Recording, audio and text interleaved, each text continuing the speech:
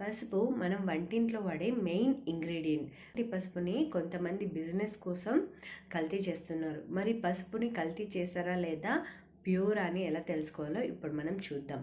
ఒక గ్లాస్ వాటర్లో కొంచెం పసుపు తీసుకొని వేస్తే వాటర్ అనేది లైట్ కలర్లో చేంజ్ అయ్యి పసుపు అనేది అడుగు భాగంలోకి వెళ్ళినట్టయితే అది కల్తీ లేని పసుపు.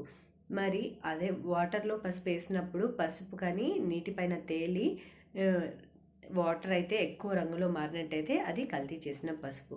అలాగే ఒక సాఫ్ట్ టిష్యూ మీద పసుపు వేసి మనం ఇలా రుద్దడం వల్ల ఆయిల్ స్టెయిన్స్ అంటే నూనె మరకలు కానీ ఉన్నట్టయితే అది కల్తీ చేసిన పసుపు. కల్తీ లేని పసుపు మృదువుగా మెత్తగా ఉంటుంది. అలాగే కల్తీ చేసిన పసుపు అయితే ఉండలు అంటే ముద్ద ముద్దగా ఉంటుంది, అలాగే గరుకుగా కూడా ఉంటుంది. ఈ వీడియో కానీ మీకు నచ్చినట్లయితే లైక్ చేయండి, షేర్ చేయండి, అలాగే తప్పకుండా నా ఛానల్ని సబ్స్క్రైబ్ చేసుకోండి. థ్యాంక్